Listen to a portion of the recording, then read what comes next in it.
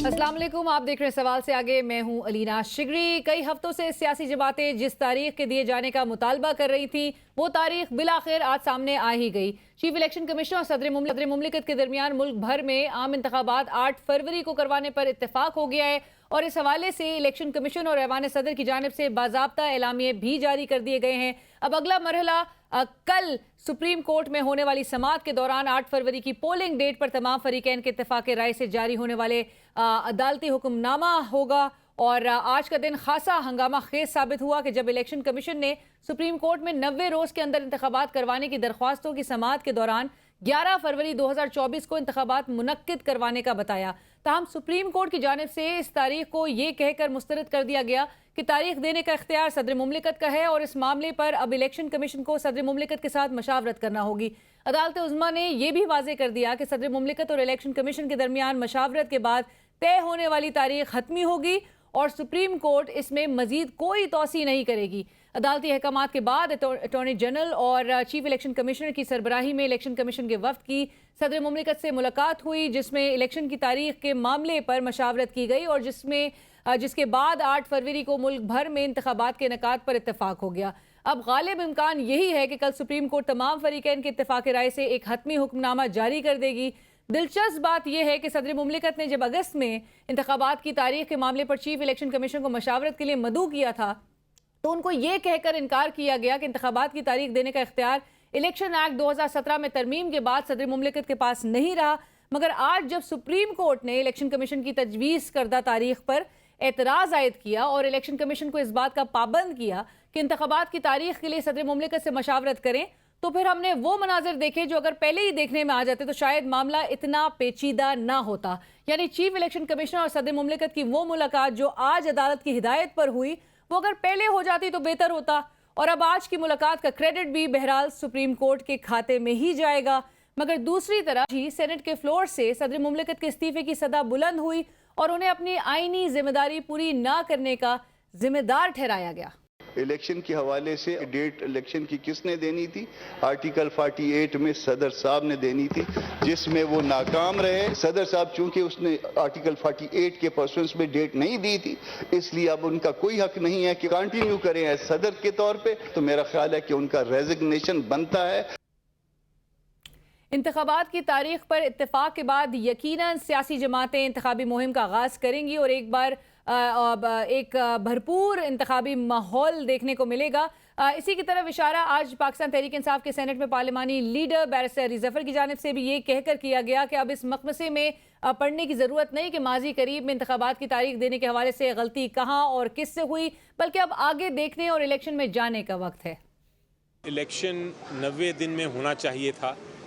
Election आइन की खिलाफ वर्जी कोई नहीं कर सकता।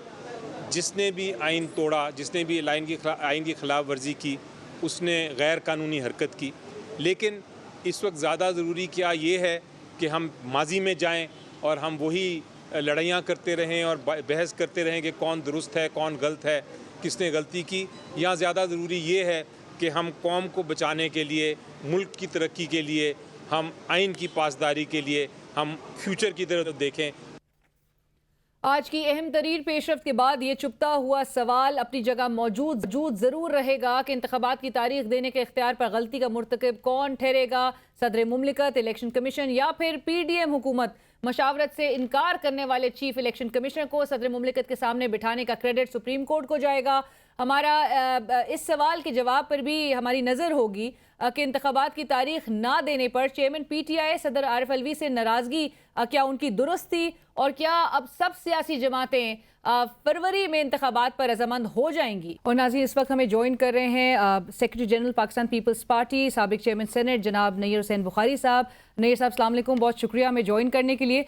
नैयर साहब, आज आपको जिस तरह से पता है कि इलेक्शन कमीशन ऑफ पाकिस्तान की जानिब से सुप्रीम कोर्ट में इलेक्शन की तारीख जमा करवाई गई 11 फरवरी, उन्होंने ये डेट सबमिट की इलेक्शन की तारीख और उसके बाद सुप्रीम कोर्ट ने ये तारीख ये कहकर मुस्तरद कर दी कि पहले वो सदर मुमलिकत से मशावरत करें, जिसके बाद इलेक्शन कमीशन का वफ्द जो है वो सदर मुमलिकत से मशावरत करने के लिए गया और अब कल के दिन सुप्रीम कोर्ट में ही हतमी जो तारीख है वो सबमिट करवाई जाएगी, जिसका फिर बाकायदा ऐलान किया जाएगा।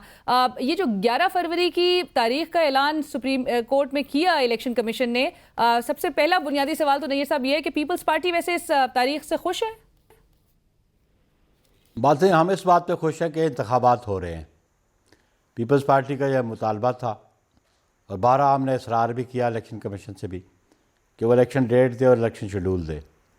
ऑल्दो ये विद इन 90 डेज़ हुए नहीं, लेकिन सुप्रीम कोर्ट की अपनी ऑब्जर्वेशन है चीफ जस्टिस साहब की कि हम टेक्निकलिटीज़ में नहीं पढ़ते कि माजी में क्या हुआ, और वो आगे की जानिब देखते हैं, मुस्तकबिल की जानिब देखते हैं। और हम समझते हैं कि ये इनिशिएटिव जो ECP ने लिया और वो डेट दी, वो 11 दी, लेकिन अल्टीमेटली ये ऑब्जर्वेशन भी आई कि आप प्रेसिडेंट साहब से इन कंसल्टेशन और वो डॉक्यूमेंट साइन करके हमें सबमिट करें कल, कि ये 11 फरवरी की डेट पे कंसेंसस डेवलप करके, क्योंकि ये ऑब्जर्वेशन भी जो बेंच के मेंबर्स थे उनकी तरफ से आई कि आर्टिकल 48 के तहत तो प्रेसिडेंट उसकी जी अथॉरिटी थी टू गिव द डेट। तो बहरहाल हम ये समझते हैं कि इस मुल्क में जो मसाइल का हल करने का एक तरीका यही है, और जो मसाइल दरपेश है कौम को, वो मुंतखब हुकूमत करे जी। और मुंतखब हुकूमत इन इंतखाबात के नतीजे में आएगी तो पॉलिटिकल स्टेबिलिटी की तरफ हम आगे बढ़ेंगे, इकोनॉमिक स्टेबिलिटी आएगी। तो 11 फरवरी की डेट अल्टीमेटली ECP ने डिसाइड की, तो इट्स अ गुड साइन कि इलेक्शन हो जाएंगे। लेकिन इलेक्शन कमीशन ने डेट तो उसका तयन किया, लेकिन आज इम्प्रेशन यही मिलता है नैयर साहब के सुप्रीम कोर्ट की जानिब से मुस्तरद कर दी गई। अब जो तरमीम की गई थी इलेक्शन एक्ट 2017 के सेक्शन 57 में, वो तरमीम भी हम समझें कि सुप्रीम कोर्ट की जानिब से मुस्तरद कर दी गई, क्योंकि जिसमें इख्तियार इलेक्शन कमीशन को दे दिया गया था सदर मुमलिकत से लेकर, और ultimately we come back to article 48(5) जिसका हवाला आज भी दिया गया कि सदर पाकिस्तान के पास तकर्रुर, जो इलेक्शन की तारीख का तकर्रुर है, वो करने का हक उन्हीं के पास है। मेरा ख्याल है चीफ जस्टिस ऑफ पाकिस्तान बड़े क्लैरिटी के साथ उन्होंने कहा कि हम टेक्निकलिटीज़ में ना जाएं और हम आगे पेशरफ्त करें, इंतखाबात की तरफ जाएं। और अब ये डिपेंड करेगा कि जो डिटेल्ड ऑर्डर पास किया जाएगा इसमें, तो उस पर क्या ऑब्जर्वेशंस आती हैं सुप्रीम कोर्ट ऑफ पाकिस्तान की, तो उसके लिए हमें इंतज़ार करना चाहिए। राइट, बट नैयर साहब, आवाम की क्लैरिटी के लिए कुछ तो आप बताइए, क्योंकि साबका हुकूमत का हिस्सा तो आप भी थे। गलती आखिर हुई किधर है? और अगर सुप्रीम कोर्ट, जिस तरह आपने कहा चीफ जस्टिस साहब अंदाज़ा रखते हैं, वो नेचुरली सही आईनी तशरीह की कर भी रहे हैं, तो गलती किस एंड पर हुई है? क्या सदर साहब ने डेट का ऐलान नहीं करके गलती के वो मुर्तकब हुए हैं, या जो साबका हुकूमत है उसने सेक्शन 57 में तरमीम करके ये इख्तियारात सदर मुमलिकत को से लेकर इलेक्शन कमीशन को देना वो गलती थी, या इलेक्शन कमीशन जिनसे सदर साहब भी चाह रहे थे वो ख़त लिख के कि वो मशावरत करें, election commission is to be held responsible? मेरा ख्याल है लीना के हमें कंट्रोवर्सीज़ में नहीं पड़ना चाहिए। मीडिया भी चौथा सतून है रियासत का, तो हम सबको ज़िम्मेदारी का मुजाहरा करना चाहिए कि बजाय हम कंट्रोवर्सीज़ को हवा दें, बेहतर यह है कि हम आगे की तरफ देखें, मुस्तकबिल की तरफ देखें। और फिर आप मेरा ओपिनियन क्यों लेना चाहती हैं कि मैं क्यों प्रीएम्प्ट करूं कि जब एक वर्डिक्ट सुप्रीम कोर्ट देने वाली है तो वो वर्डिक्ट ऐसी होगी कि जो मेरा ख्याल है सबको कबूल होगी। तो उसको मैं समझता हूँ कि मुनासिब बात यही है कि सुप्रीम कोर्ट को इस पर डिसाइड करने दे कि आर्टिकल 48 को इन्वोक करना चाहिए था या सेक्शन 57 को करना चाहिए था। लेकिन ये बात तो सामने आ चुकी कि सुप्रीम कोर्ट ने कहा कि आप कंसल्टेशन करें, क्योंकि प्रेसिडेंट साहब ने भी एक ख़त लिखा, इलेक्शन कमीशन को दावत दी कंसल्टेशन के लिए, लेकिन चीफ इलेक्शन कमिश्नर साहब 6 नवंबर की, और चीफ इलेक्शन कमिश्नर साहब नहीं गए। लेकिन उसमें भी अगर आर्टिकल 48 को देखें तो फिर उनको डेट देनी चाहिए थी, प्रपोज़ क्या की थी। तो मेरा ख्याल है इन कंट्रोवर्सीज़ में पढ़ने से बेहतर है कि जो असल मकसद है इंतखाबात का, अगर वो हो रहे हैं तो हमें उसको खुशाइन समझना चाहिए। राइट नईर साहब, आप भी यानी यही बात कर रहे हैं कि आगे की तरफ देखना चाहिए, लेकिन अब अदालत में जब समाअत हो रही है और आज भी जो अहम मुकालमा जिसमें जस्टिस अतहर मिनल्लाह साहब ने पीपल्स पार्टी के जो वकील हैं फारूक नाइक साहब उनसे सवाल किया कि पीपल्स पार्टी ने काउंसिल ऑफ कॉमन इंटरेस्ट के इजलास में हल्का बंदी और मरदमशुमारी की मुखालफत की थी, तो उसके जवाब में फारूक साहब ने कहा कि मुखालफत नहीं की गई थी, जिस पर जस्टिस अतहर मिनल्लाह साहब ने रिमार्क्स दिए कि पीपल्स पार्टी समेत फिर तमाम दीगर जो फरीकैन हैं वो इंतखाबात में ताखीर के जिम्मेदार हैं। तो आप समझते हैं कि क्या पीपल्स पार्टी अपनी ये जिम्मेदारी और कोताही कबूल करती है? कतई नहीं, हमारी तो कोताही नहीं थी कि हमारी अंडरस्टैंडिंग ये थी जिसकी बुनियाद में हमने काउंसिल ऑफ कॉमन इंटरेस्ट में एग्री किया कि सेंसस को पब्लिश कर दिया। जो गिवन सर्कमस्टांसेस थे कि आप देखें कि 4 अगस्त को ये काउंसिल ऑफ कॉमन इंटरेस्ट की मीटिंग हुई जहाँ पे उन्होंने सेंसस को अप्रूव किया और आर्टिकल 51 की प्रोविजंस भी वहाँ मौजूद हैं। लेकिन हम ये समझते थे, जो हमारी अंडरस्टैंडिंग थी, जो हमें ये यकीनदानी भी करवाई गई थी कि क्योंकि नए सेंसस की बुनियाद पे सीट्स जो हैं वो ना इंक्रीज़ हो सकती हैं ना डिक्रीज़ हो सकती हैं without the amending the constitution. और 9 तारीख को असेंबली डिज़ोल्व होगी और फिर कॉन्स्टिट्यूशन के अमेंडमेंट के लिए 2/3 मेजॉरिटी चाहिए। तो वो सारे हालात सामने रखते हुए पीपल्स पार्टी ने एग्री किया इस अंडरस्टैंडिंग पे कि इलेक्शन विद इन 90 डेज़ होंगे। दूसरी बात ये कि जो 2017 का इलेक्शन था वो आइन में एक अमेंडमेंट करके जो प्रोविजनल सेंसस रिपोर्ट थी उसको एक्सेप्ट किया गया और विद इन 4 ईयर्स वो नहीं कर सके। एट दी अर्लीस्ट उसको सेंसस करना चाहिए था, लेकिन वो किसकी ज़िम्मेदारी थी? जो पौने 4 साल हुकूमत में रहे, उन्होंने क्यों नहीं एफर्ट्स किए? और फिर अल्टीमेटली जो पीडीएम की गवर्नमेंट आई तो उस वक़्त ये प्रोसेस शुरू हुआ। तो इसीलिए सुप्रीम कोर्ट ने कहा कि हम टेक्निकलिटीज़ में अब ना जाएं और हम आगे की तरफ देखें। चलें आगे की तरफ देखते हैं, लेकिन नैयर साहब अब बहरहाल जो डेट सामने दी गई आप उसका क्रेडिट, और आपने कहा कि खुशाइन बात यह है कि इलेक्शन एटलीस्ट होते हुए मुल्क में दिखाई देंगे, इसका क्रेडिट आप अदालत को, अदालत उज़्मा को देना चाहेंगे या फिर इलेक्शन कमीशन को, जिन्होंने बहरहाल एक डेट आज दे तो दी अदालत में? आपने वो ऑब्जर्वेशन नहीं देखी जिसमें चीफ जस्टिस साहब ने कहा कि आज के इस मुकदमे में कोई भी हारा नहीं? तो ये सब के लिए विन विन पोजीशन है अब कि चलें इंतखाबात हो रहे हैं। राइट, लेकिन क्रेडिट फिर आप समझते हैं कि सुप्रीम कोर्ट को जाना चाहिए? देखिए ना, सुप्रीम कोर्ट ने खुद कहा, फिर क्रेडिट सबको जाना चाहिए।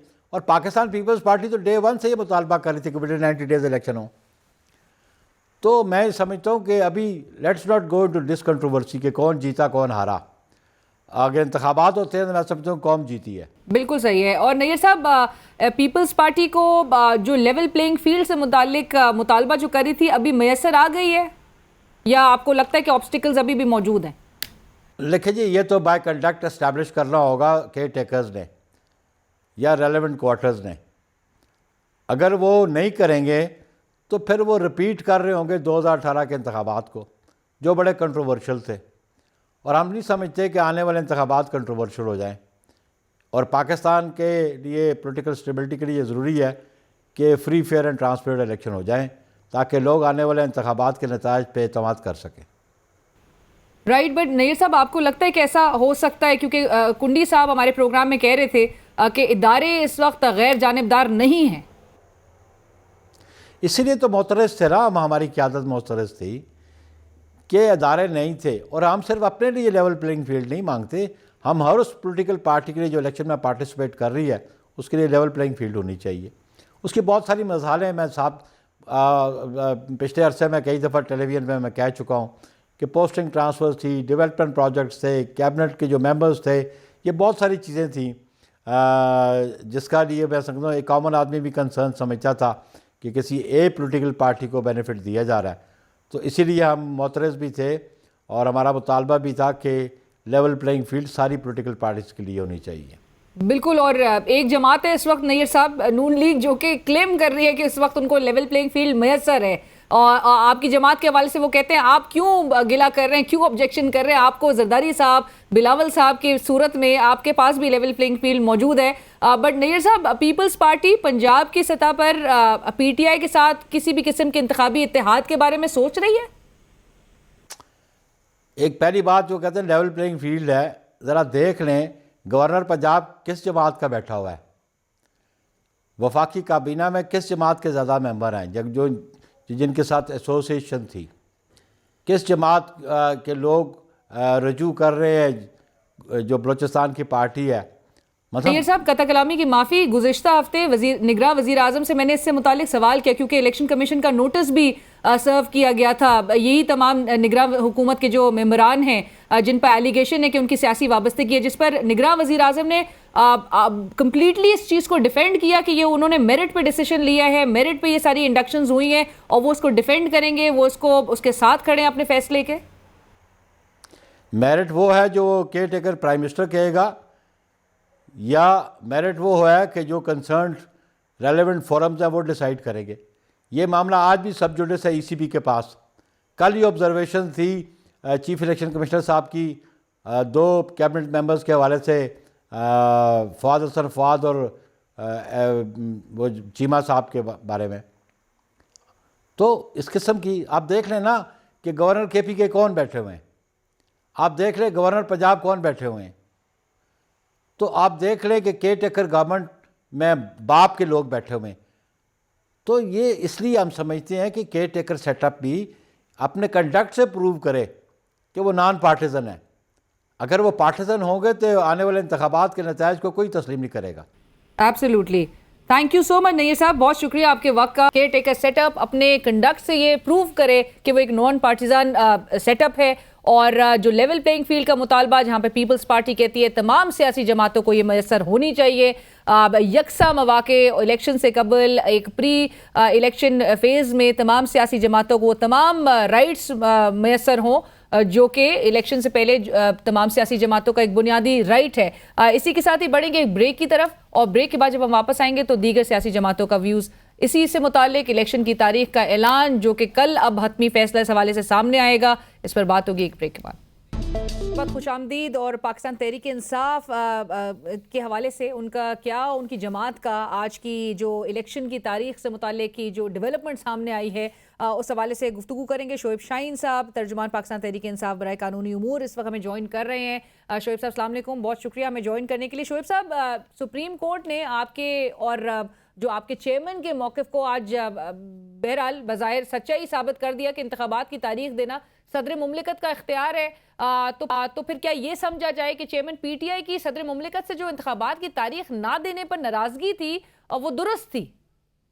जी बिल्कुल दुरुस्त बात है। तो हम तो आइन की बात करते थे, देखिए ना, हमने आइन के मुताबिक हमने कहा कि जी डेट दें, और आइन के मुताबिक जब सदर पाकिस्तान ने इलेक्शन कमीशन को बुलाया, आपको याद होगा कि जिस मुतकब्बराना अंदाज में इलेक्शन कमीशन ने उस ऑफर को और कंसल्टेशन को रिजेक्ट किया, यानी आईनी सरबराह के साथ मिलना तो पसंद नहीं किया इलेक्शन कमीशन ने, लेकिन उसी दिन उन्होंने अमेरिकन एम्बेसडर से मिलना पसंद किया, और ये है उनका तर्ज अमल। आज वो मिलने चले ही गए, आज वो अदालत के कहने पे, हिदायत पे मिलने चले गए। जी आज चले गए, लेकिन उस वक्त नहीं गए जब आइन के मुताबिक उन्होंने उनको बुलाया। और फिर आपने माजी में देखा, सिर्फ ये नहीं हुआ, उन्होंने क्या किया, सदर पाकिस्तान ने लॉ सेक्रेटरी को बुलाया, लॉ मिनिस्टर को बुलाया, उन्होंने भी वही कहा जो इलेक्शन कमीशन ने कहा था, नहीं जी आपका कोई लेना देना नहीं है इलेक्शन से। और यही मुस्लिम लीग नून वाले कहते थे, यही उन्होंने रट लगा रखी थी कि नहीं जनाब इनका कोई इख्तियार नहीं है कि आप कोई भी किसी हवाले से भी आप डेट की बात कंसल्टेशन और तारीख और कंसल्टेशन के हवाले से ये क्रेडिट अब सुप्रीम कोर्ट को जाता है। शोएब साहब देखें, सुप्रीम कोर्ट के हवाले से भी ये बिल्कुल क्रेडिट जाता है, लेकिन सुप्रीम कोर्ट का सिर्फ ये पहला फैसला तो नहीं है। सुप्रीम कोर्ट का ऑलरेडी, आप एक जरा थोड़ा सा माजी में चले जाए, माजी करीब में सदर पाकिस्तान ने 9 अप्रैल की डेट दी थी केपी और पंजाब के लिए। बाद में कहा कि नहीं, केपी का सुप्रीम कोर्ट ने कहा 1 मार्च को केपी का आपको अख्तियार नहीं है, आपको पंजाब की हद तक अख्तियार है अंडर सेक्शन 57 सबसेक्शन 1 के तहत। और फिर इलेक्शन कमीशन को कहा कि दोबारा इनसे कंसल्ट करके डेट दें। इलेक्शन कमीशन ने उस वक्त भी रिजेक्ट की उनकी इस 9 अप्रैल की डेट को।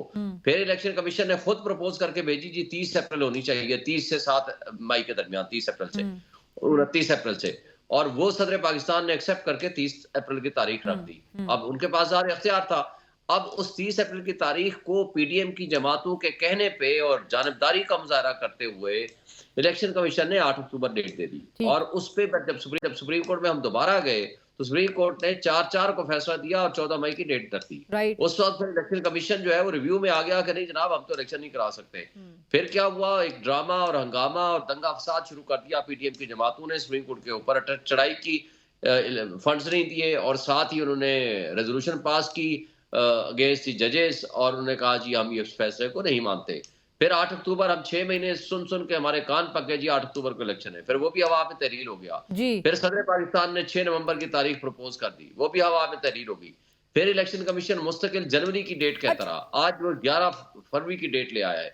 बहरहाल अब जो भी डेट होगी, देखें सुप्रीम कोर्ट ने पहले भी फैसला किया था। आपने शोएब साहब जो ये मेंशन किया कि सदर साहब ने अपने जो उनका जो लेटर था 13 सितंबर का, उस खत का आपने हवाला भी दिया कि सदर साहब ने जिसमें मेंशन किया था कि आर्टिकल 48(5) का हवाला देते हुए कि general election to the national assembly should be held by the 89th day of the date of dissolution of the national assembly, that is 6th day of November 2023। लेकिन आखिरी उसी खत के आखिरी पैराग्राफ में सदर पाकिस्तान ने इलेक्शन कमीशन और उसको ये कह दिया कि जी प्रोविंशियल गवर्नमेंट से मशावरत करके और तमाम मामला जो है वो फिर सुपीरियर जुडिशरी के हवाले कर दिया गया कि उन्हीं से करके आप जो है वो अनाउंसमेंट कर दी जाए। तो ये क्यों सदर मुमलिकत इस बात पे कंफ्यूज थे कि ये इख्तियार तो उन्हीं का था 48(5) के तहत?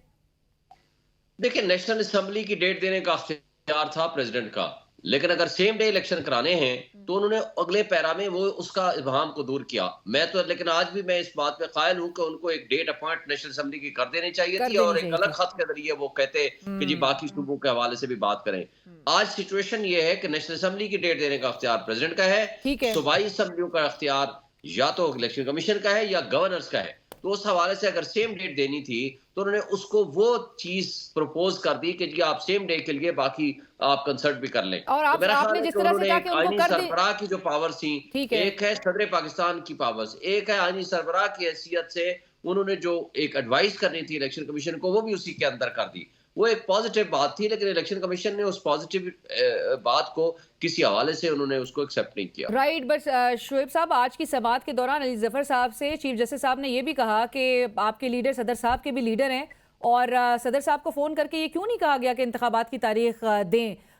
कहा गया था आपकी जमात की जानिब से उनको? जमात की जानिब से आपको याद होगा कि खत लिखा गया था वो तो जेल में थे, कोर कमेटी की तरफ से उन्होंने कहा कि आप डेट दें और अगर आप डेट नहीं देंगे कि ये मुजरिमाना गफलत होगी आपके पार्ट पे। और मैंने प्रेस कॉन्फ्रेंस की थी एज तर्जमान पीटीआई और मैंने कहा था कि अगर इन्होंने डेट ना दी तो ये उसी तरह होगा जिस तरह की क्रिमिनलिटी या जिस तरह का आप गैर आईनी इक़दाम एक जुर्म कर रहा है इलेक्शन कमीशन, उसी तरह का इक़दाम सदर पाकिस्तान का होगा। और उसके फौरन बाद उन्होंने ये तारीख दी थी और ये प्रपोज की थी ये डेट। लेकिन देखिए, मैं ये समझता हूँ कि वो तो खैर एक सिंबॉलिक बात उसने की है, जब जो कोई शख्स सदर पाकिस्तान बन जाता है उसका किसी पार्टी से ताल्लुक नहीं होता। लेकिन मैं उन्होंने तो गुज़िश्ता हफ्ते आपको याद होगा उन्होंने टीवी इंटरव्यू में कहा कि उनके लीडर अभी भी इमरान खान साहब हैं, अपनी तो वो उसी स्टैंड पे खड़े हैं। नहीं, वो एक सिंबॉलिक बात की थी और उस सिंबॉलिक बात का मतलब ये नहीं है कि सदर पाकिस्तान जो है वो अब उनसे पूछ के फैसले करेंगे। हाँ, कंसल्टेशन वो किसी से भी कर सकते हैं, लेकिन वो तो ज़ाहिर जेल में है इमरान खान साहब, उनके साथ तो वो कंसल्टेशन का प्रोसेस भी अब नहीं हो सकता। नेचुरली वो चाहें तो उनको मिल भी सकते हैं। उनका कॉन्डक्ट जो है with all due respect under question आ चुका है शोएब साहब, और आज सेनेटर कामरान मुर्तज़ा साहब ने भी floor of the house article 48 के तहत अपना इख्तियार इस्तेमाल ना करने पर सदर साहब से इस्तीफे का मुतालबा भी किया है। आप इस मुतालबे को सपोर्ट करते हैं? देखें, इनकी तो बदनीयती है ये थ्रू आउट, बल्कि इस्तीफा तो उनको देना चाहिए जो ये कहते थे सदर पाकिस्तान को डेट देने का अख्तियार नहीं है। वो मजाक उड़ाते थे आइन का, वो मजाक उड़ाते थे कानून का, वो मजाक उड़ाते थे सुप्रीम कोर्ट एक आइन के तहत दी जाने वाली पावर्स जो सदर पाकिस्तान के पास थी।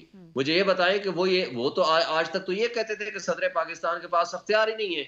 सेनेटर कामरान मुर्तज़ा की तो लाइन यही थी कि 48(5) के तहत सुने रिजाइन तो फिर इलेक्शन कमीशन क्यों ना करे, जिसने सदर की दी हुई डेट 9 अप्रैल और 30 अप्रैल को तारीखें दी हुई थी जो आइन के आर्टिकल 224 के तहत 90 डेज में इलेक्शन होने थे, जिसने नहीं माना, जिसने गैर आईनी इक़दाम किया और जिन्होंने अभी भी 6 नवंबर की तारीख नहीं मानी, तो इलेक्शन कमीशन से इस्तीफा का मुतालबा करे ना। इलेक्शन कमीशन से मुतालबे की बजाय आप उसकी तरफ जा रहे हैं। ये उन्होंने सिर्फ फ्रॉड है। आपने देखा कानून साजी कर दी गई थी इलेक्शन एक्ट 2017 की सेक्शन 57 में, और उसके बाद जो सदर साहब से रिस्पांसिबिलिटी लेकर चीफ इलेक्शन कमिश्नर को दे दी गई थी तारीख के ऐलान का, तो वो कानून साजी भी तो की गई थी जिसका जवाब पैदा हो जाता है। लेकिन शोएब साहब, कमिंग टू दिस पॉइंट कि अब जो ये तारीख 11 फरवरी की चीफ इलेक्शन कमिश्नर की तरफ से सदर साहब को इरसाल कर दी गई मरासले में, ये तारीख का अब बज़ाहिर इलेक्शन कमीशन की जानिब से नजर आ रहा है कि ये आत्मी तारीख है। आपको लगता है फरवरी में इंतखाबात के इनेकाद पर आपकी जमात पीटीआई रजामंद होगी, रजामंद है? देखें, वो क्या कहते हैं, मुर्दा बदस्ते जिंदा। भाई हम तो तीसरी मर्तबा अदालत में गए हुए हैं, हमारे पास और क्या अख्तियार है। हम तो पहले इलेक्शन के लिए तारीख मांगी, दूसरी दफा मांगी, तीसरी दफा मांगी, फरवरी में इंतखाबात हो, इससे आप खुश हैं? हम तो कहते हैं कि इलेक्शन की तारीख दें, फिर फ्री एंड फेयर इलेक्शन कराएं। आज इस जबर खौफ की फिजा में, इस हैसियत में इलेक्शन अगर आप कराते हैं तो उसकी क्रेडिबिलिटी को कौन मानेगा? उसकी शफाफियत पे वक्त से पहले सारे ने सवाल उठा दिए। मुझे ये बताएं कि ऐसा इलेक्शन जहां पूरे पाकिस्तान में हर पार्टी को मौका है इलेक्शन अपनी कैंपेन चलाने का, पीटीआई को नहीं है। पूरे पाकिस्तान में 100 जगह पे हमने जलसों की इजाजत मांगी है, किसी जगह पे इजाजत नहीं दी। एक जगह पे हाईकोर्ट के कहने पे दी है काना में, और लोगों को गिरफ्तार कर लिया। सारे जो भी आए उनको गिरफ्तार कर लिया। लेकिन बात यह है कि जब पूछा गया मोहसिन नकवी से, वो कहते नहीं इनका क्रिमिनल रिकॉर्ड है। भाई एक इश्तिहारी मुजरिम को वहां सलूट मार रहा है आपका रियासत का नौकर, वो सीसीपी हो या वहां। आई एग्री है, सूरत हाल ऐसी, और दीगर जमातें भी आपके लिए आवाज उठा रही बहरहाल हैं। पाकिस्तान पीपल्स पार्टी भी कहती है हम चाहते हैं सब सियासी जमातों को यकसा मौके फराहम हो। बट शोएब साहब, लाइक आई आस्क्ड कि फरवरी में इलेक्शंस होने के हवाले से आपको कोई एतराज नहीं होगा आपकी जमात को? देखिए हमारे पास जो ऑप्शंस अवेलेबल हैं, अब तो हम तो कहते हैं ऑब्जेक्ट आपकी जमात नहीं करेगी क्योंकि 90 डेज वाला वो बार तो वो वायलेट हो जाएगा नवंबर के बाद। देखिए हम तो कहते हैं 90 डेज में कराएं, नहीं हो सकता चले आप दिसंबर में करा लें, दिसंबर में नहीं हो सकता जनवरी के पहले हफ्ते करा लें, आपने जरूर फरवरी में लेके जाना है। फरवरी में एतराज फिर डेट हो जाएगी, हम तो ज़ाहिर इलेक्शन में जाएंगे, कोई भी डेट होगी, लेकिन हम उससे पहले कहते हैं कि जितना जल्दी मुमकिन हो वो आप कराएं। ठीक है। और शोएब साहब, इंतखाबात से कबल आपको पाकिस्तान तहरीक इंसाफ के चेयरमैन जेल से बाहर आते दिखाई दे रहे हैं, या प्लेइंग फील्ड पीटीआई के लिए महदूद होगी और दीगर जमातों के लिए उसको लेवल कर दिया जाएगा? देखिए हमारे पास तो फील्ड ही नहीं है ना, लेवल प्लेइंग फील्ड तो दूर की बात है, लेवल तो हम खुद कर लेंगे, हमें फील्ड तो दे दें। मैं होप रखता हूं कि इंशाल्लाह इमरान खान साहब बाहर आएंगे। उसकी वजह यह है कि उनके खिलाफ कोई मुकदमा नहीं है। अब जो साइफर का ड्रामा रचाया गया था वो पता चला कि जी वो उनको मिल गया। दूसरी तरफ आप देखें, जिस शख्स ने मुल्क की सलामती और खुद मुख्तारी का दिफा किया उसको आप कहते हो मुजरिम है और मुल्जिम है, और जिस शख्स ने कहा बेगर्स आर नॉट चूजर्स उसको मुद्दाई और आपने चीफ एग्जीक्यूटिव यानी वजीर आजम बना दिया। जिसने कहा अमेरिका हमारा वेंटिलेटर है उसको आपने उठा करके वजीर दिफा बना दिया। जिस मुल्क में आपने ये सर्टिफाई कर देना हो कि आपकी कौम जो है वो एक गुलाम कौम है, यानी कल कौन प्राइम मिनिस्टर होगा जो आपके मुल्क के दिफा करेगा, यानी खुदा ना खास्ता आपके मुल्क के सलामती पे या फिजिकली अटैक हो, तो ये प्राइम मिनिस्टर की ड्यूटी है कि वो अवाम को खबरदार करे, उनको साथ मिलाए, उनका एतमाद मिले। लेकिन आप ये कहते हो कि नहीं हम उसको मुजरिम बना देंगे और तारीख में हम ये सर्टिफाई कर देंगे कि हम वाकई गुलाम कौम है, जिसने हमारी आज़ादी के लिए बात की हमने उसको सजा दे दी। और शोएब साहब, इस वक्त एक जमात वो वाकई में ये क्लेम कर रही है कि लेवल प्लेइंग फील्ड उनके लिए मयसर है और दूसरी जमातें क्यों ऑब्जेक्शन उठा रही हैं, रेस कर रही हैं। But thank you so much, बहुत शुक्रिया हमें ज्वाइन किए। सीनियर माहिर कानून तर्जुमान पाकिस्तान तहरीक इंसाफ जनाब शोएब शाहीन साहब इस वक्त हमसे बात करते, जिन्होंने कहा पाकिस्तान तहरीक इंसाफ को प्लेइंग फील्ड दे दें, लेवल वो खुद कर लेंगे। एक ब्रेक पे चलेंगे, ब्रेक के बाद हाजिर होते हैं। नाज़रीन, ब्रेक के बाद खुशामदीद। और 11 फरवरी की ये जो तारीख इलेक्शन कमीशन की जानिब से भिजवाई गई है सदर साहब को, इस हवाले से गुफ्तगू करेंगे। हमें ज्वाइन करें डॉक्टर तारिक फजल चौधरी साहब, सीनियर रहनुमा, आप पाकिस्तान मुस्लिम लीग नवाज से ताल्लुक़ है और साबिक़ वफाकी वज़ीर भी रह चुके हैं। तारिक साहब अस्सलाम वालेकुम, बहुत शुक्रिया हमें ज्वाइन करने के लिए। तारिक साहब, ये जो फरवरी में इंतखाबात का जो इंकशाफ था वो सबसे पहले आपकी जमात की जानिब से ही किया गया था। राना साहब ने तो सितंबर में ही बता दिया था, जिस पर आपको ये भी याद होगा कि बिलावल साहब ने आपकी जमात पर शदीद तनकीद की थी कि एक ही जमात को पता है, चीफ इलेक्शन कमिश्नर को भी नहीं पता, और एक ही जमात को पता है कि इलेक्शन कब होंगे। ये जो तारीख 11 फरवरी की अब सामने आई है, आपकी जमात की तवक्कुआत और मिलने वाली यकीन दहानियों के आप समझते हैं कि एन मुताबिक है? देखिए, ये इलेक्शन की जो तारीख आई है और इससे पहले जो पाकिस्तान मुस्लिम लीग नून के हमारे किसी भी लीडर ने बात की है उसकी बुनियाद कोई मालूमात नहीं थी या कोई हमें कोई यकीन दहानी नहीं थी। ये कॉमन सेंस की बात है कि जब जनवरी में इलेक्शन की बात की गई तो हमारे कुछ लीडर्स ने ये बात की कि पाकिस्तान के उन तमाम इलाकों में, खास तौर पर जो हमारे पहाड़ी इलाके हैं, शुमाली इलाका जात हैं, APK के वो इलाके, या हमारे इधर गलियात के वो इलाके जहाँ पे शदीद बर्फबारी होती है और शायद उस मौसम में उन लोगों के लिए मुमकिन ना हो कि वो इलेक्शन में आसानी के साथ अपना हक राय दही इस्तेमाल कर सकें। तो वो एक टेक्निकल बात थी। बाकी उसके बाद आपने देखा होगा कि पिछले 2-3 दिन से 28 जनवरी की बात चलती रही है, आज 11 फरवरी की बात हुई है। तो बुनियादी तौर पे तो मकसद हमारा जमात का यही है कि इलेक्शन होने चाहिए, आज़ाद हों, साफ हों, शफाफ हों। और हम तो वो पहली जमात है पाकिस्तान में कि जिसने अपने कौमी और सूबाई असम्बली के जो हमारे मुतवक्का उम्मीदवार हैं, हमने तो उनसे बाकायदा दरखास्तें तलब कर ली हैं। अपना मंशूर कमेटी हमारी बन गई है। मियां नवाज शरीफ साहब इस कैंपेन को खुद लीड कर रहे हैं और इंशाल्लाह हम भरपूर तरीके से अपना इलेक्शन लड़ेंगे। ये इलेक्शन 10 दिन पहले होता है, बाद में होता है। जैसे आज सुप्रीम कोर्ट ऑफ पाकिस्तान की डायरेक्शंस पे जो चीफ इलेक्शन कमिश्नर है वो सदर हाउस भी गए, सदर साहब से भी मिले। तो ये सारी बातें चलती रहे। हमें तो बस सिर्फ इस बात से गर्ज है कि इलेक्शन होने चाहिए, 5-10 दिन आगे पीछे होने से कोई फर्क नहीं पड़ता। राइट। अब जबकि तारिक साहब आप ये भी जानते हैं, चाहे गिलगित बल्तिस्तान के इलेक्शन जो नवंबर 2020 में हुए थे, मौसम की शिद्दत के बावजूद इलेक्शंस जो हैं वो डिले नहीं हुए, अपने वक्त पर हुए।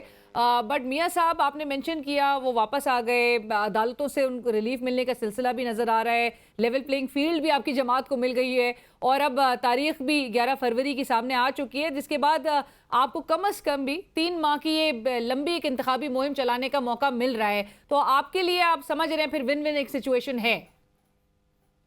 देखिए, सबसे पहली तो मैं गुजारिश करूंगा कि जरा तस्हीह फरमाएं, ये जो आपने लफ्ज इस्तेमाल किया कि मियां नवाज शरीफ साहब को अदालतों से रिलीफ मिल रहा है, तो इसको ऐसा कहना चाहिए कि मियां नवाज शरीफ साहब को अदालतों से इंसाफ मिल रहा है।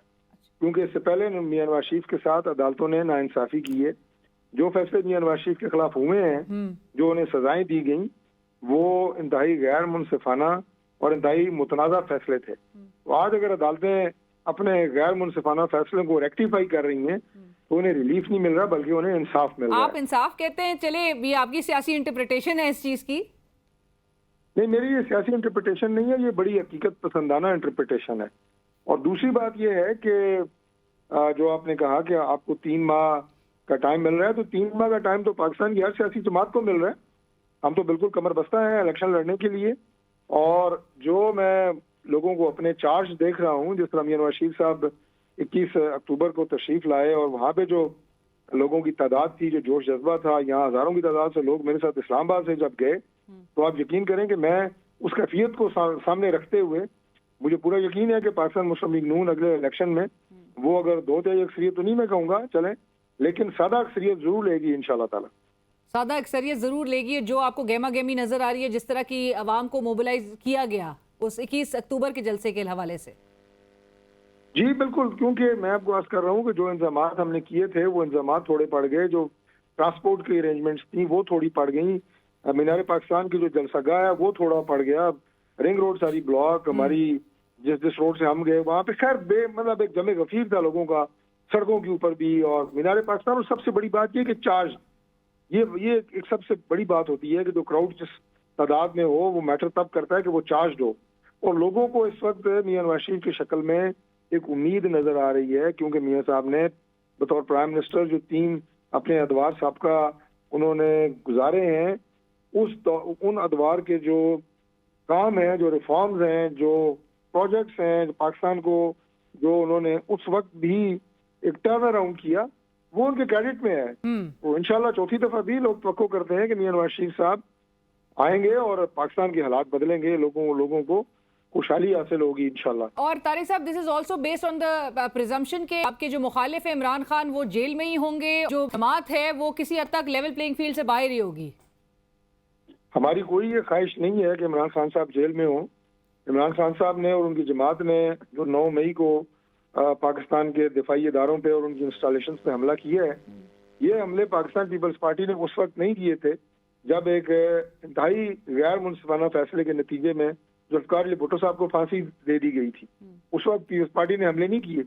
मियां नवाज शरीफ साहब को पाबंद सलासल किया गया, जला वतन किया गया। मुस्लिम लीग नून ने तो कोई GHQ पे हमले नहीं किए। तो अगर इमरान खान की सिर्फ एक गिरफ्तारी पे ये हमले हुए हैं तो वो they have to face the music according to the law of Pakistan, सामना करें और आइन जेलों से बाहर। हमें तो कोई गर्ज नहीं है कि वो जेलों में रहें। आपने कहा कि आपकी ख्वाहिश नहीं है कि आपका ओपोनेंट जो है वो जेल में हो इलेक्शंस के दौरान, लेकिन 9 मई से पहले ही इस साल के आगाज से ही मरियम साहिबा कहती थी कि तराजू के पलड़े जब तक बराबर नहीं होंगे तब तक इलेक्शंस नहीं होंगे। देखिए, तराजू के पलड़े बराबर वही है जो मैंने आपके प्रोग्राम के शुरू में कहा कि जो नाइंसाफी मियां नवाज शरीफ साहब के साथ हुई है उसे रेक्टिफाई किया जाए, नवाज शरीफ को इंसाफ दिया जाए। इसका ये मतलब नहीं है कि हम कहेंगे कि किसी दूसरे को नाइंसाफी दे के तराजू के पलड़े बराबर किए गए। हम अपनी जात की हद तक बात करते हैं।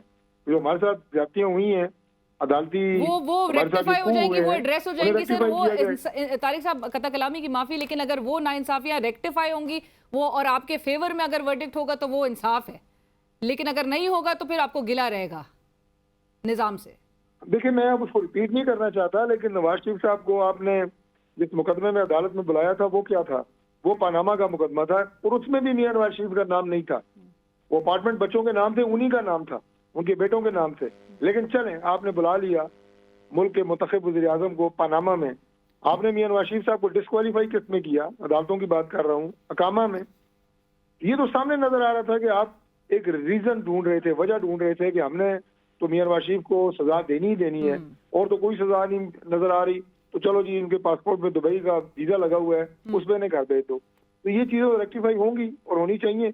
आज नहीं होगी तो कल होगी। राइट। और अभी आपकी जो ओपोनेंट जमात है, मुखालिफ जमात, वो भी यही राय रखती है कि 2023 में अब उनके खिलाफ उनको सजा देनी ही देनी है पाकिस्तान तहरीक इंसाफ के चेयरमैन को, चाहे, और उसके लिए तो पीपल्स पार्टी के बड़े सीनियर तरीन रहनुमा और जो कानूनी एक्सपर्ट्स हैं वो भी ये राय रखते हैं कि जी कोई केस नहीं है, चाहे वो साइफर हो, वो कहते हैं कोई केस नहीं है, लेकिन सजा जो है वो यकीनी नजर आती है कि सजा देनी ही देनी है। बट तारिक साहब, PDM हुकूमत जिसको आपकी जमात लीड कर रही थी, वो इलेक्शन एक्ट की तशरीह करते हुए हमें बताती थी कि तरमीम के बाद अब इंतखाबात की तारीख देने का जो इख्तियार है वो इलेक्शन कमीशन के पास है। लेकिन आज सुप्रीम कोर्ट ने, आप जिस तरह से जानते हैं, कि इस तरमीम को उठाकर खिड़की से बाहर फेंक दिया और ये रूलिंग दी कि तारीख देने का इख्तियार सदर मुमलिकत के पास है। जिसके बाद आज सदर मुमलिकत से मुलाकातें हुई, चीफ इलेक्शन कमिश्नर भी मिले, अटॉर्नी जनरल साहब भी मिले और मुलाकात हुई। और आपको लगता है कि अब गलती आपकी साबका हुकूमत की जानिब से हुई थी और ये गलती तस्लीम करेंगे कि तारीख देने के मामले पर आपकी हुकूमत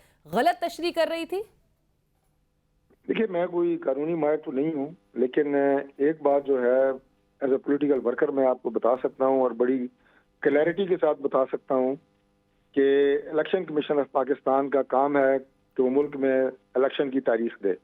ये बिल्कुल एक वाज़ेह सी बात है और कोई बाकी इदारा अगर उसमें अपना को वर्डिक्ट देता है, मैं उसके खिलाफ कोई बात नहीं करूंगा। लेकिन ये बात वो कहते हैं ना कि जिसका काम उसी को साजे, इलेक्शन करवाना, इलेक्शन की तारीख देना, वो सब पाकिस्तान के आइन में दर्ज है। उसके मुताबिक इलेक्शन कमीशन ऑफ पाकिस्तान ने इंतजाम करने होते हैं और उसके मुताबिक ही वो इलेक्शन की तारीख देता है। सूबाई और जो मरकजी हुकूमतें हैं वो फैसिलिटेट करती हैं इलेक्शन कमीशन ऑफ पाकिस्तान को फंड्स की शक्ल में, एडमिनिस्ट्रेटिव कंट्रोल की शक्ल में। लेकिन एक कॉन्स्टिट्यूशनल बॉडी है इलेक्शन कमीशन ऑफ पाकिस्तान, उसके अपने इख्तियारात हैं, वो डील ही इलेक्शन को करता है। मुझे पता है इलेक्शन कमीशन ऑफ पाकिस्तान का इलेक्शन का इनेकाद कराने के अलावा और काम क्या है।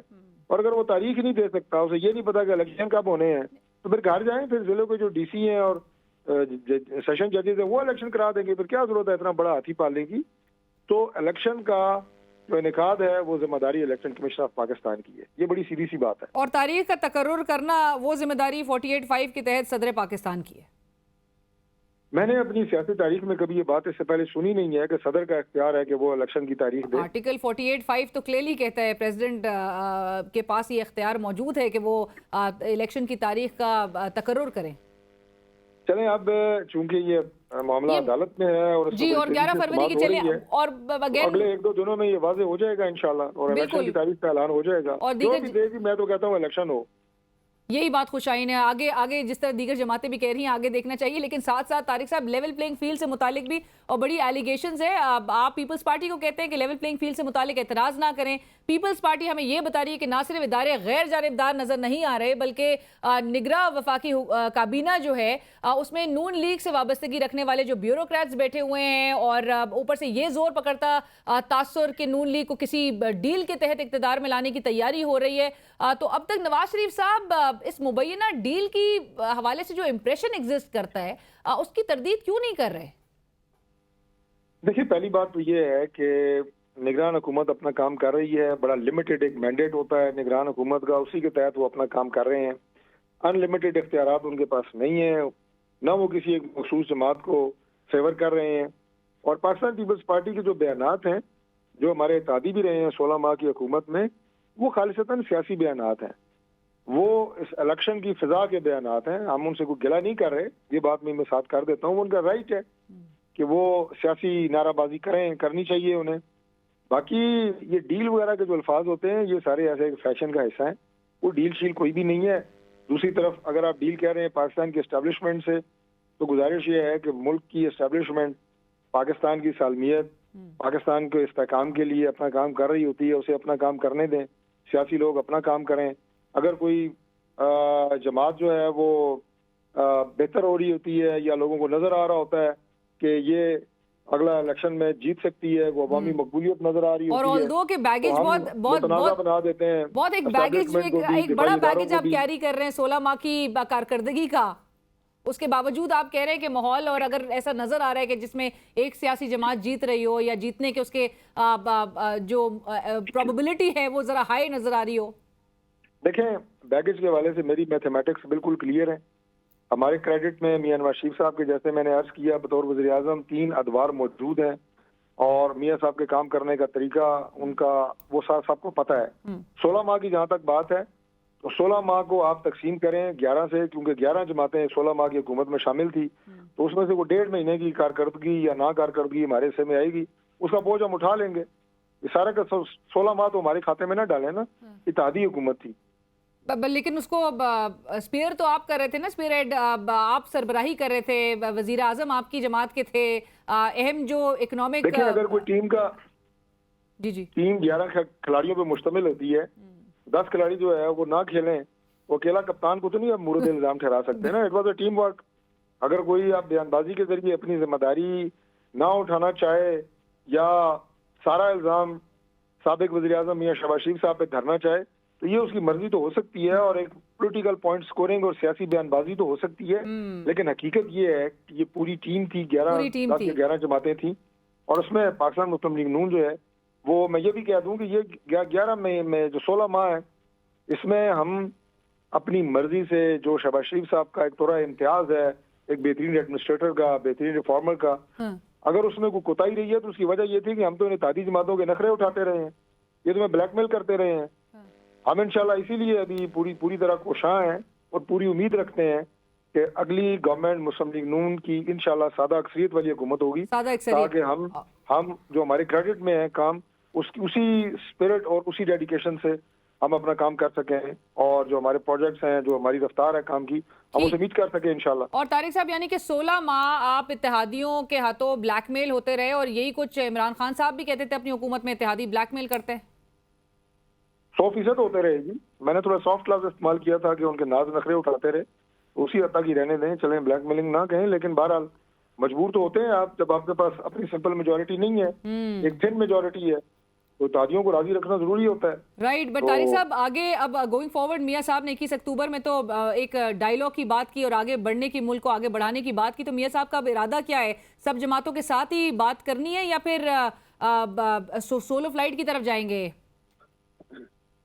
देखिए, मियां नवाज शरीफ का जो इरादा है या फैसला है, वो एक स्टेट्स बैंक का फैसला है, वो एक बड़े लीडर का फैसला है, और वो ये है कि मुल्क जिन हालात और मुश्किलात से गुजर रहा है, वहाँ पे सियासी जमातों के साथ और पॉलिटिकल लीडरशिप के साथ मशवरा करना चाहिए, सियासी जमातों को बैठना चाहिए, मिल बैठ के पाकिस्तान को इन मसाइल से निकालने की बात करनी चाहिए। सियासत में मुज़ाकरात के दरवाजे हमेशा खुले रहते हैं।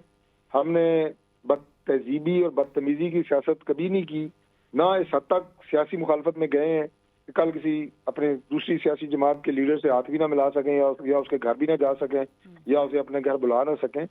इस तरह की बदतमीजी और इस तरह की कल्चर हमारी जमात का है ही नहीं। हम सियासी लीडरशिप से मिलेंगे भी, बातचीत भी करेंगे, लेकिन इलेक्शन हम अपने स्लोगन पे लड़ेंगे, अपने मंशूर पे लड़ेंगे और अपने निशान पे लड़ेंगे। और स्लोगन होगा इलेक्शन क्या के बाद तारिक क्या साहब? होता है ये स्लोगन वक्त और क्या हालात होगा? बताएगा। जी सॉरी, मैंने कहा स्लोगन होगा क्या आपकी जमात का अगले इलेक्शन का? स्लोगन हमारा जी अभी एक मंशूर कमेटी हमारी बनी है, सेनेटर इरफान सिद्दीकी साहब उसको पीयर हेड कर रहे हैं। हम पूरा इंशाल्लाह के वे फॉरवर्ड देंगे, एक खुददार, खुशहाल, खुद मुख्तार पाकिस्तान और तरक्की करता हुआ एहतसाब लेकिन पाकिस्तान। कहीं नहीं, एहतसाब नहीं होगा उस स्लोगन का हिस्सा। देखिए, एहतसाब उस स्लोगन के अंदर जरूर होना चाहिए, लेकिन ये नहीं होगा कि सिर्फ एहतसाब हो और सिर्फ गालियां हो, जो इमरान खान साहब ने अपने 4 साल दौरे इक़्तिदार में की हैं कि काम कुछ ना करो, सियासी मुखालफों को गालियां दो, किसी को मूंछों से मरोड़ो और किसी को ये कहो कि तुम डीजल हो, तुम्हें मौलाना कहना जो है वो गुनाह है और फिर उसके घर चले जाओ। आपकी उसके जमात, पीछे आपने नमाज़ें जिस पढ़ो। तरह से कहा कि इस कल्चर पे बिलीव नहीं करती है, बहुत अच्छी बात है, खुशाइन बात है और सबको लेकर आगे बढ़ने की बात की जा रही है, बट अपने मंशूर पे, अपने मैंडेट पे इलेक्शन लड़ा जाएगा। Thank you so much. और नाज़रीन, अब देखना यह है कि कल सुप्रीम कोर्ट में होने वाली अहम समाअत में क्या तमाम फरीकें 8 फरवरी की इस पोलिंग डेट पर इत्तेफाक करेंगे। कल का दिन ही ये बताएगा। बहरहाल प्रोग्राम की टीम और अलीना शिगरी को इसी के साथ इजाजत दीजिए। अल्लाह हाफिज।